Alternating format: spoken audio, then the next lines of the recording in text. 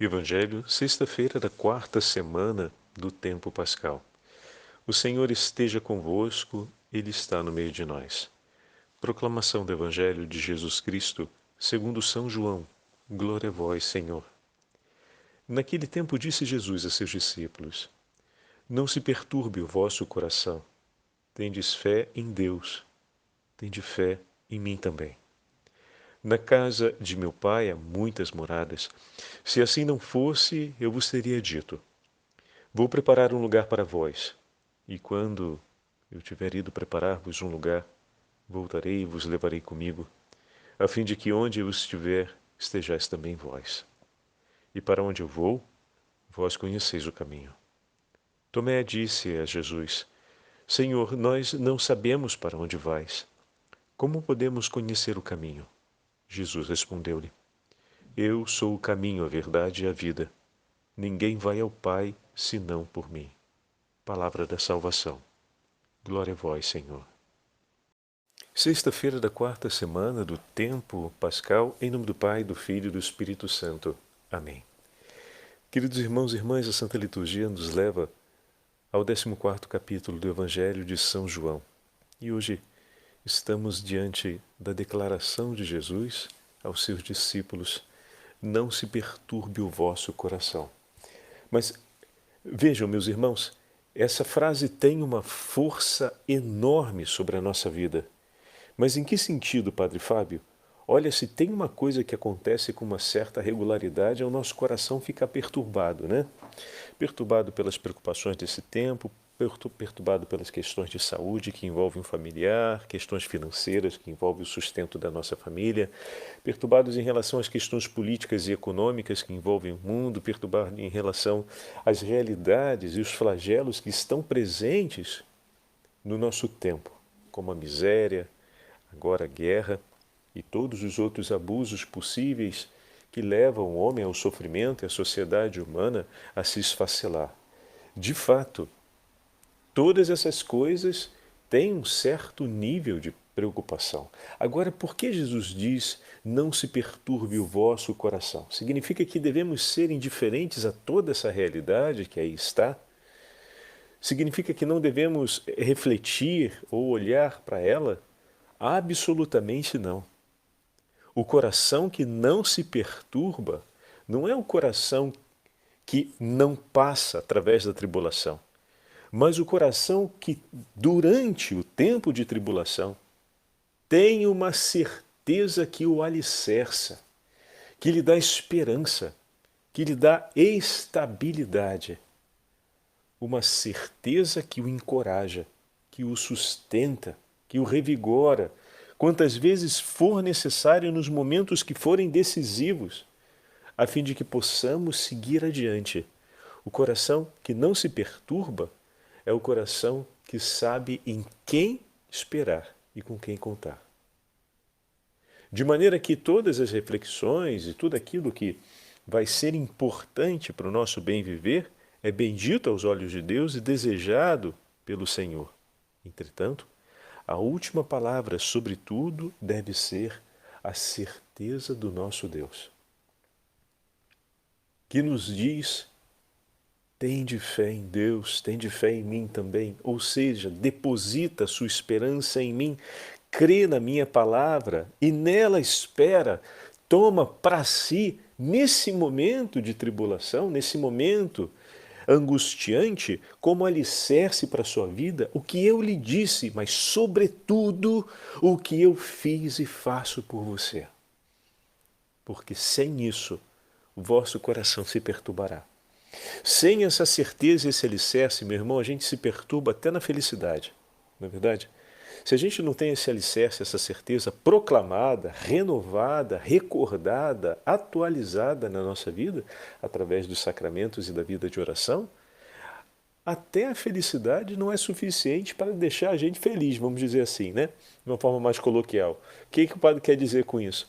Até os momentos felizes não livra a gente de estarmos interiormente perturbados por alguma coisa, por alguma outra preocupação. Porque não vai ter na nossa vida aquele momento onde a gente vai ter o estado preocupação zero. Não tem. Sempre alguma preocupação vai ter. Por quê?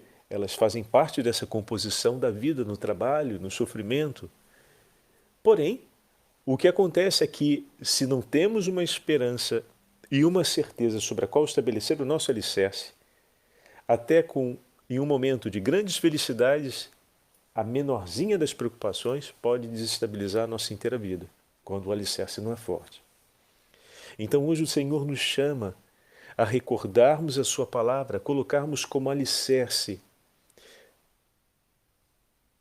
a fé, o que o Senhor nos entrega. Senhor, eu creio e espero em Ti. E olha a promessa que o Senhor nos faz no Evangelho de hoje. Na casa de meu Pai há muitas moradas, o que significa dizer, há um lugar para ti. Que palavra é essa de esperança, meus irmãos? Nós que estamos no vale de lágrimas, nós que nos compreendemos peregrinos nesse mundo em que nos sentimos muitas vezes um peixe fora d'água, em um contexto completamente hostil àquilo que cremos, àquilo que professamos, àquilo que ensinamos à nossa família, ouvirmos que existe um lugar que o meu Senhor preparou para mim. Significa dizer de maneira forte ao próprio coração que todo sacrifício, toda entrega por amor não é em vão. E olha que você, talvez na sua vida, já tenha ouvido isso, até de pessoas que você estima e que são importantes para você. Que todo o teu sacrifício, toda a sua entrega por amor ao outro, por amor ao próximo, vai ser em vão, porque aquilo dali não vai resultar em nada, e que você, no fundo, está perdendo seu tempo e sua vida vivendo para fazer o bem para aquela pessoa que não quer o seu próprio bem, né? E não consegue desejar o bem do outro. E aí a gente escuta o Senhor dizendo que Ele vai para junto do Pai e que na casa do Pai tem muitas moradas, que tem um lugar preparado para nós, que o Senhor nos quer ao seu lado. Ele está declarando isso. Não é uma possibilidade, é uma certeza. Se assim não fosse, eu não teria dito. Então, como se não bastasse já a declaração, Jesus ainda tem essa segunda frase. Se assim não fosse, eu não teria dito. Vou preparar um lugar para vós. E quando eu tiver ido preparar-vos um lugar, voltarei e vos levarei comigo. Agora, o Senhor nos deixou todas as orientações do Evangelho de amarmos uns aos outros, de compreendermos-nos, de perdoarmos-nos mutuamente, de celebrarmos a vida, de anunciarmos o seu nome, de vivermos pelo seu nome. Tudo aquilo que o Evangelho nos ensina, como pode ser tempo perdido, como pode ser uma vida entregue por nada, no vazio, quando o nosso próprio Senhor, não o outro, nos disse: vou preparar um lugar para vós, e quando eu tiver ido preparar-vos um lugar, voltarei e vos levarei comigo. E Ele mesmo nos diz: todo aquele que guardar a minha palavra e perseverar, será salvo. Olha como se confirma aquilo que o Senhor nos disse. Se nessa vida vale a pena viver para colocar algo em prática, é a palavra do meu Senhor, é a palavra do teu Senhor. É o que nos ensina Jesus, aquilo que merece ser colocado em prática nessa vida com urgência. Porque diante disso existe uma promessa segura do próprio Deus. Estaremos juntos no céu. Não é uma possibilidade, não é uma ideia, não é um talvez, é uma certeza. Voltarei e vos levarei comigo, a fim de que, onde eu estiver, estejais também vós. Eu quero estar com Ele. Eu quero. E a escolha que faço de viver o Evangelho é por amor ao Senhor, mas alicerçada sobre essa certeza, sobre essa esperança. O meu Senhor, que sentou à direita do Pai, que está presente no meio de nós, que se entrega por nós na Santa Eucaristia, preparou-nos um lugar, e Ele que pela potência do Espírito Santo ilumina, instrui e conduz nossas vidas, nos quer junto de si no céu, e virá para nos receber. Senhor, eu quero. Eu quero. É o que mais quero nessa vida. O que mais quero nessa vida é poder estar ao seu lado e poder permanecer contigo sem jamais me separar do teu amor. E quero que todos aqueles que o Senhor me ensinou a amar e me ensina a amar, todos aqueles que o Senhor confiou a mim, estejam ali também, Senhor. Porque como pode ser sincero o meu amor pelas pessoas que o Senhor fez passar em minha vida, se eu não desejo por elas a mesma felicidade que desejo por mim? Se não desejo por elas que tenham uma alegria ainda maior do que aquela que eu posso experimentar? Porque quando a gente ama, a gente deseja que a felicidade da pessoa amada possa ser maior do que a nossa. Não por distinção, ou seja, para que sejamos diferentes, mas porque a nossa alegria se completa na felicidade do outro, na felicidade de quem amamos. Então é natural que o desejo que a pessoa amada possa viver uma felicidade ainda maior, porque nós participamos da felicidade dela.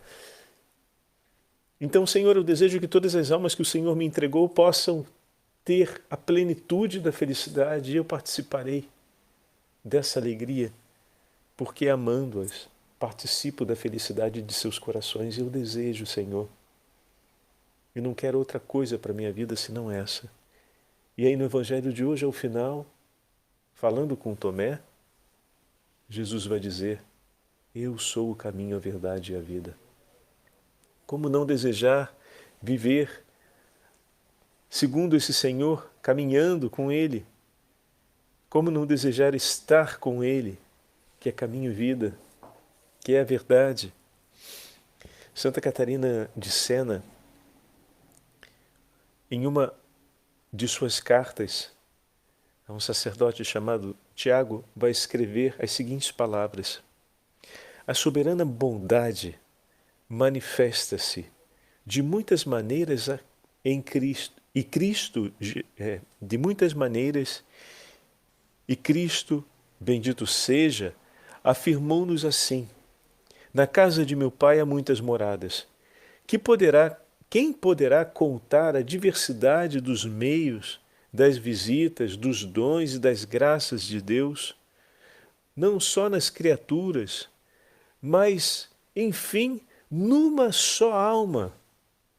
Pois assim como as virtudes são diferentes, embora estejam todas marcadas pelo sinal da caridade, assim também o comportamento e as obras dos servos de Deus são muito diferentes, abundantes, variadas em cada uma das almas. Não é que aquele que tem a virtude da caridade na perfeição não tenha também todas as outras virtudes, mas cada um tem uma virtude particular que domina todas as outras e que brilha sendo referência para todas elas. Daí as diferenças nas muitas vidas, nas vidas dos santos, do esplendor da beleza de Deus e do que Deus realizou em suas histórias. Aquele que tem, sobretudo, caridade, por exemplo, tem gosto em exercê-la com o próximo. Aquele que tem a excelência da humildade procura apaixonadamente a solidão e o recolhimento com o Senhor.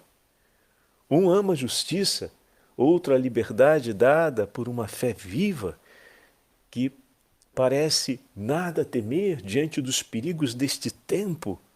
Outros, por exemplo, amam a penitência e dedicam-se inteiramente à mortificação do seu corpo. Outros ainda esforçam-se por matar a sua própria vontade, por diminuí-la ao máximo, com uma verdadeira e perfeita obediência em tudo ao Senhor. Assim, podemos dizer que os meios são diferentes, embora todos sigam o caminho, que é a caridade. Todos os santos que gozam da vida eterna seguiram este caminho, embora de maneira diferente, mas sempre sobre o mesmo caminho, porque não são iguais uns aos outros mas permanecendo no mesmo caminho. A mesma diferença existe entre os anjos, que não são todos iguais. Assim, uma das alegrias da alma na vida eterna é ver a grandeza de Deus na variedade das recompensas que dá aos seus santos. Na glória há muitas moradas, e em cada uma das moradas os santos se alegram, continuando as alegrias desta vida. Oh, meu irmão e minha irmã, que possa ser em plenitude a nossa alegria nos céus, por tudo aquilo que nessa vida entregamos por amor. Obrigado, Senhor, pelas suas palavras, pelas suas promessas.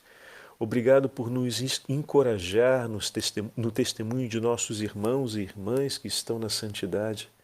Mas obrigado, Senhor, sobretudo, porque o Senhor se entregou e se entrega por nós, a fim de que possamos viver e morrer em comunhão com o seu Santo Evangelho e dessa forma conduzirmos a Ti não só a nossa vida, mas tudo que nos foi entregue pela Tua vida.